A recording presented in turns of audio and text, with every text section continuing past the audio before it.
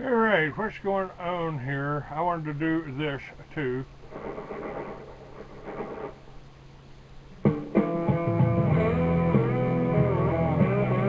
He took an oath to defend the Constitution of the United States of America. By some, he's been called controversial. I'll keep my freedom, I'll keep my guns, try to keep my money and my religion too. Now, keep in mind that some of my guests have been approached by, Homeland Security or FBI saying, why are you going on the Clay Douglas show? My message to those guys, if they're listening this morning, is go get a cup of coffee. Maybe you'll learn something. We both took the same oath, to defend the Constitution against all enemies, foreign and domestic. I don't recall there being an expiration date on that. I'm going to keep my big B.A., keep my friends the same, keep the government out of my business, and y'all can keep the change. He is the free American, Clay Douglas. You know what we need? We know who to blame. Catch the Free American Hour, weekdays at 7 a.m. Pacific, 10 a.m. Eastern. I'll keep the USA and y'all can keep the change. For the podcast and more details, visit www.freeamerican.com or catch the podcast by phone by calling 832-999-8621. All right, good morning, ladies and gentlemen. Welcome to another edition of the Free American Hour. I'm your host, Clay Douglas. My guest today is an old friend, a long-time listener, somebody that was there during what was happening at Waco, Davey from Dallas. Hello. Good morning, Sir Clay. How are you? Well, you know what? I kind of got a little bit of exposure to a bug on the bus out here, but I'm all right today. I got some good sleep in the last 2 nights, and I'm ready to go. All right. Now, you're up in Phoenix right now. You're with Joan. Joan is Ken Vardon's wife. Correct. And Ken Vardon, tell us about Ken Vardon. Ken started the APFM network. That's the American Patriot Fax Network. He was sending me faxes back during what was happening in Waco, what happened with Ruby Ridge. He was kind of on top of things. Is that?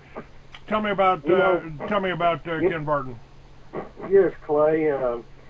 Ken was positioned. It's like God taps people for their job or their part in the movie, so to speak. And he had a fax network kind of already established, and it just snowballed during the Weaver trial, and the Branch Davidians were assaulted right about the same time, and it just snowballed from there. And of course, that's one thing. I'm sure you've seen that film Death and Taxes about Gordon Call.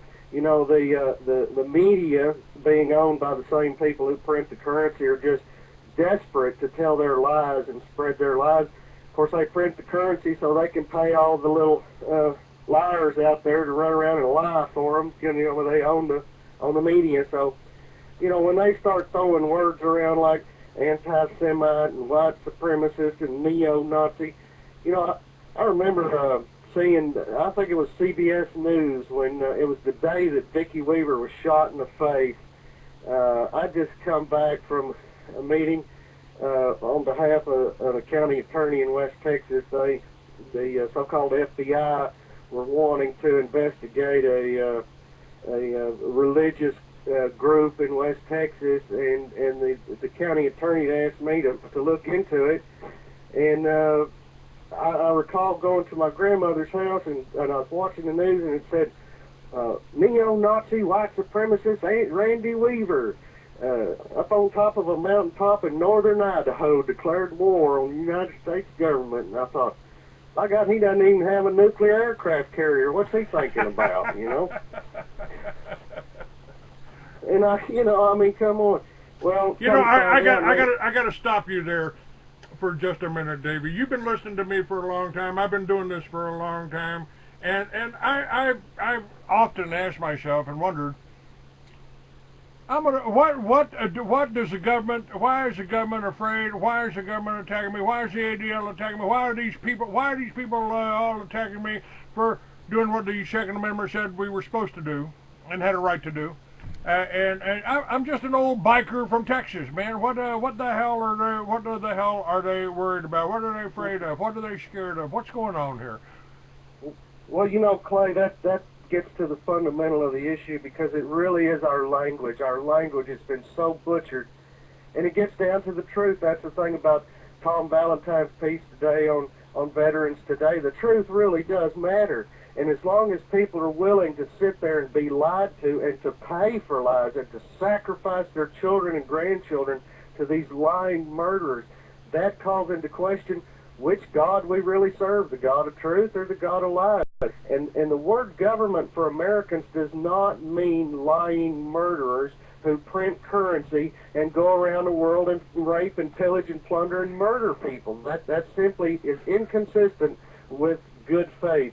And you know, George Washington in his farewell address specifically referred to, in good faith, to have good relations with the other nations out there, but don't get entangled with their intrigues. There's only one group of lying murderers on this planet going out there and concocting intrigues with their credo of, by deception, they're going to be doing war out there across the planet. And it, you know, really begs the question, well, why do these people hate Jesus as their religion? You know, why? Why is it, you know, one guy comes along and says, love your neighbor, go the extra mile, give him the coat off your back if he needs it, feed him if he's hungry, you know, make sure his children are well cared for and safe in their neighborhood.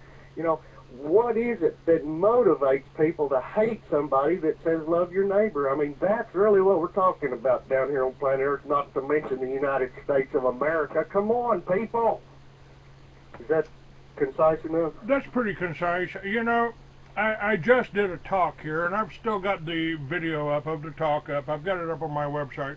A woman invited me to a place called Awake and Aware, and I went there, and on my book, Mystery Babylon.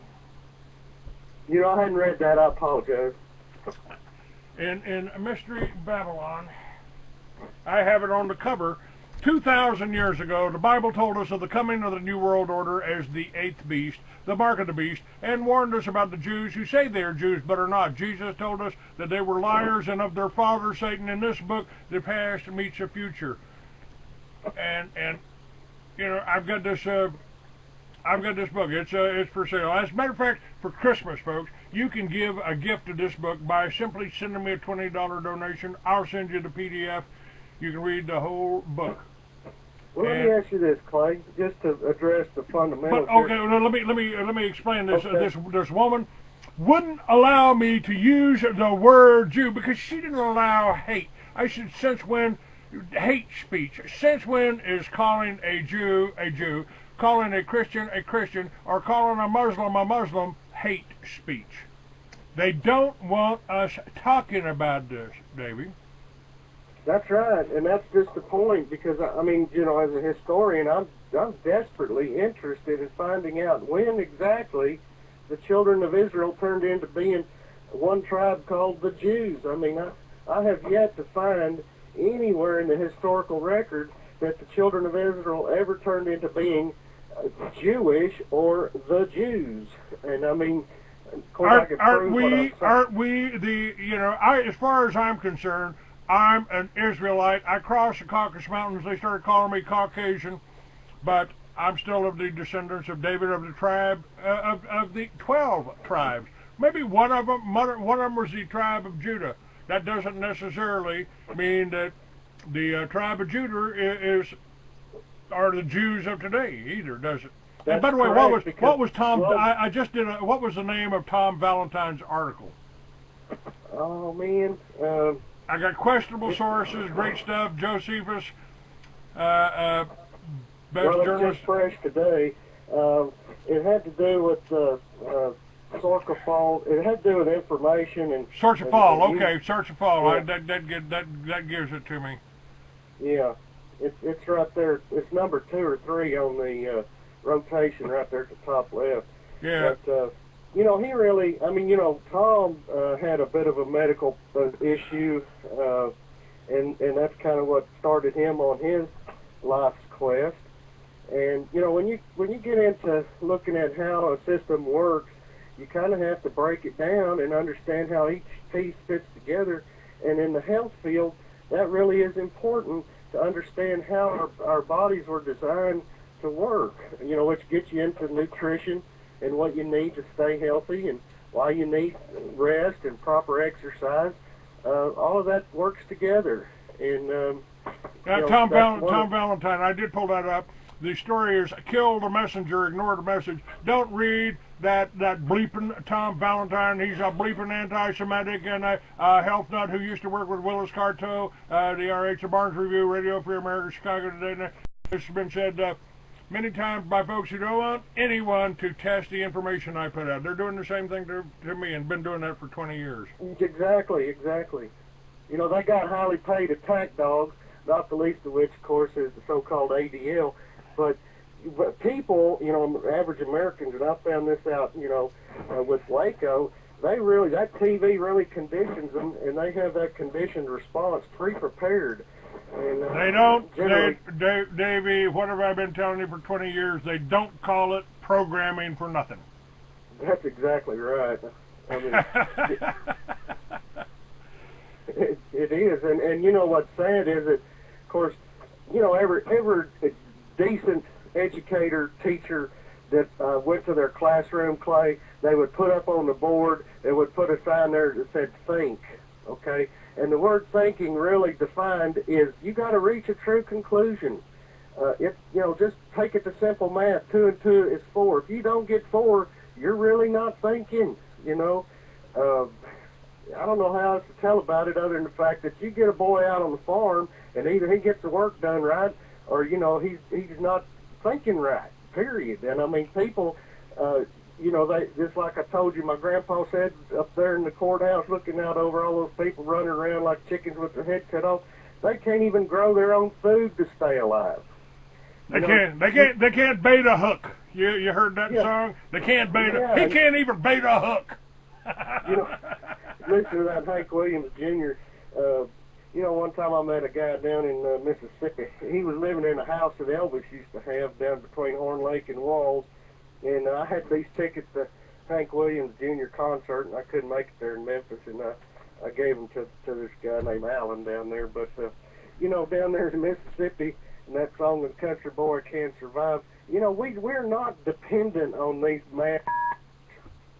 You there? Yeah, I'm here. I heard a blip. I thought I might have got cut off. Nah, anyway, we're our whole future is not dependent upon them and their lives. Their fantasies don't apply to us.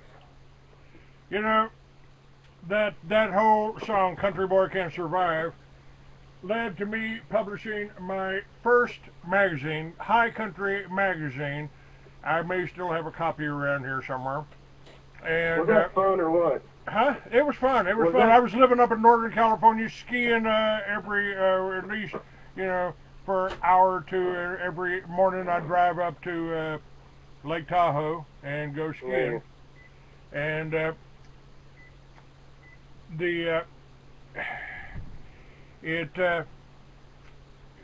and it's also kind of an inspiration to what I came up, the one answer I came up with. How do we do? I've been dealing with this for, since 1996. I think I went on the air in 1996. And, I've been telling people what's going on. This is what's happening. They're moving us towards the same Stalinistic role model, society model that they imposed upon the Russian people when they killed 60 million of them. This is a Jewish type of mindset. This is what they do. Take over and kill the people. Now, that's right. And I came up with the idea of Liberty Villages. I figured if we could grow our own food, protect our farms, because anytime a communist regime takes over a farm, they go after three classes of people in order. They go after the farmers first because they don't want you being able to feed yourself. They go after the intelligentsia next to anybody that's smart enough to know what the hell they're doing. And third, they go after the veterans. And I think they've gone after me at least, I think I qualify for 2 of those points. Yeah. And if you can generate your own energy and grow your own food, you don't need the government or the banks for nothing. That's true. However, I would make a stipulation that the word government for Americans is not defined as lying murderers who are Talmudic terrorists who are out there to mass murder people and torture and murder them.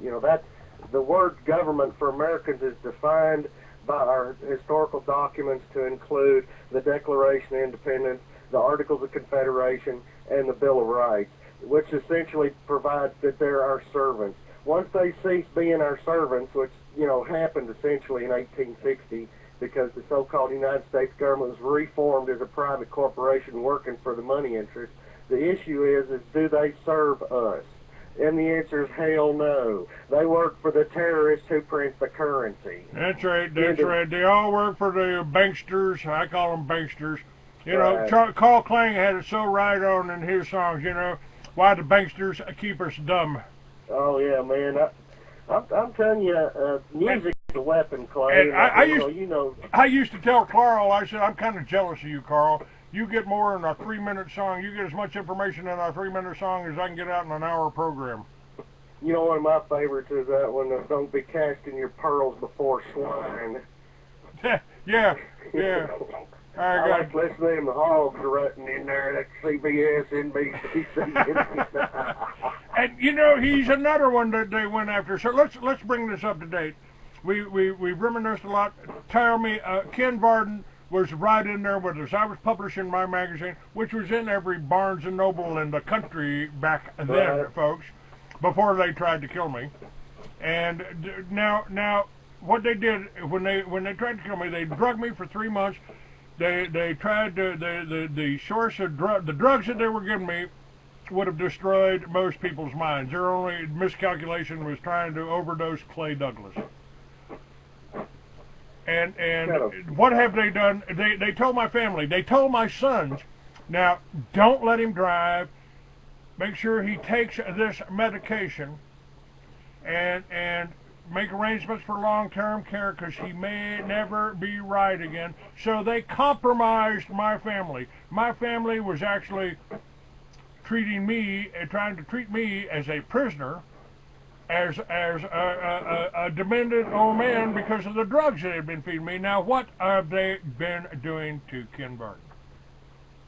Well, Ken had a heart attack September 25th, and they took him, the emergency ambulance, and since then they've done a series of medical treatments that just really did not turn out the way they apparently wanted to if they were trying to help him. They put some defibrillators across his chest and got infected with a staph infection. From lack of physical activity and not being able to move around, he developed what's called foot drop or drop feet, and of course now he can't walk because of that. He's got an infection on his right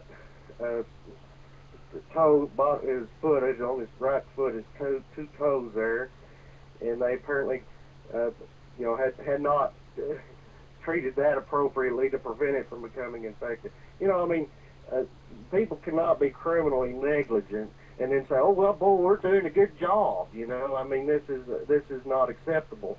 Now, on the specifics of, you know, right now what's going on, I can't get into the actual specifics, but other than to request that people pray for Ken and Joan and that the will of the Father be done in this case, because, you know, just like today also, there's a story there by Richard Mack about they're going to have a convention there for the sheriffs.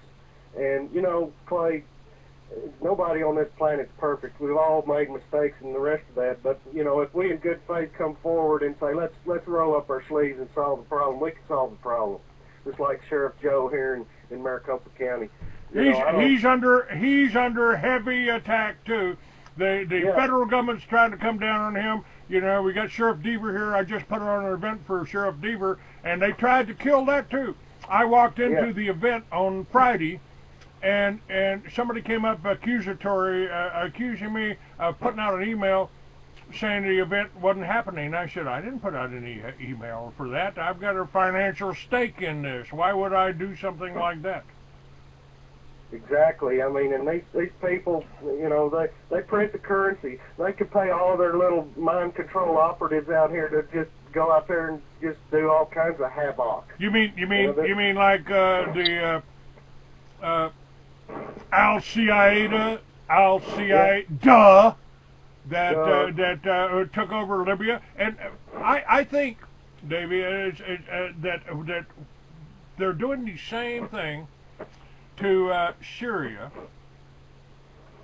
They're trying to stir up a war with Syria.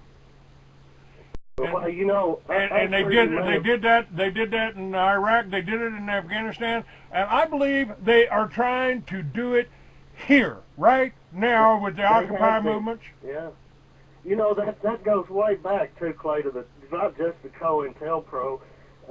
You know, there's no shortage of information on the subject, but I've actually talked to some of the people, you know, in the CIA that were doing that back in the 60s. Now, you know, Alan Stang had a book called It's Very Simple, The True Story of the Civil Rights Movement, and that's really kind of a primer on setting the stage.